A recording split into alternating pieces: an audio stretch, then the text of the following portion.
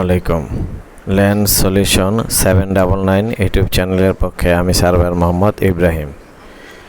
ভূমি জরিপ এবং রেকর্ডের ক্ষেত্রে দাগ নাম্বার বা প্লট নাম্বার একটি অত্যন্ত গুরুত্বপূর্ণ শব্দ। সহজ কথায় দাগ নাম্বার হলো ভূমির বা জমির পরিচিতি নাম্বার। নিচে এটি বিস্তারিত ও সহজভাবে বুঝিয়ে দেওয়া হলো। দাগ নাম্বার কি?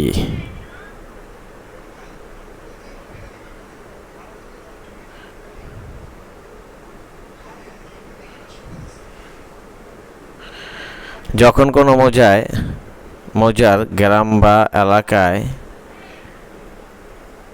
এলাকার জমি জরিপ করা হয়, তখন নকশায় বা ম্যাপে প্রতিটি ভূমির মালিকানার সীমানা অনুযায়ী আলাদা আলাদা খণ্ডে ভাগ করা হয়।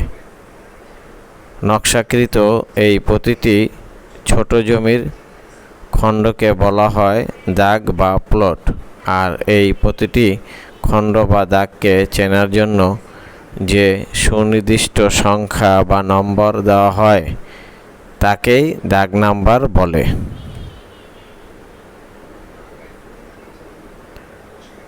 কেন দাগ নাম্বার ব্যবহার করা হয়?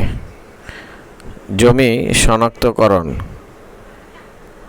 একটি নির্দিষ্ট মৌজায় আপনার জমিটি ঠিক কোথায় অবস্থিত তা এই নাম্বারের মাধ্যমে নিখুঁতভাবে বের করা যায়।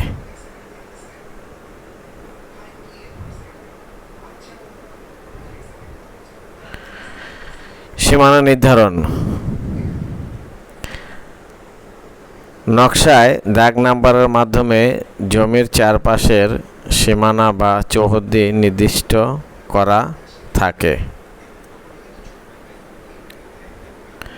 মালিকানা রেকর্ড। খতিয়ান বা পর্চায় দাগ নাম্বারের উল্লেখ থাকে, যা থেকে জানা যায় ওই নির্দিষ্ট দাগের জমির মালিক কে এবং সেখানে কতটুকু জমি আছে।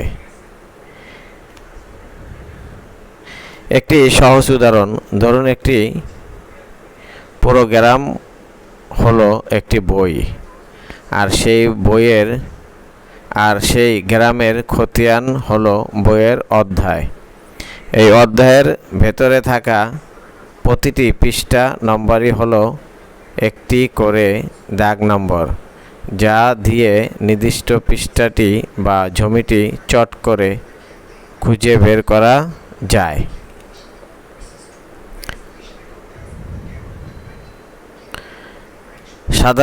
সাধারণত জমি কেনাবেচা, রেজিস্ট্রেশন, মিউটেশন, নামজারি বা খতিয়ান তোলার সময় এই দাগ নাম্বারের প্রয়োজন অপরিহার্য।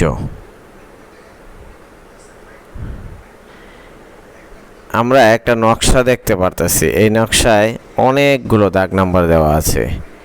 এই যে দেখুন, 4576 অথবা 75 নাম্বার দাগ, এই যে 4076 নাম্বার দাগ, 4874 নাম্বার দাগ।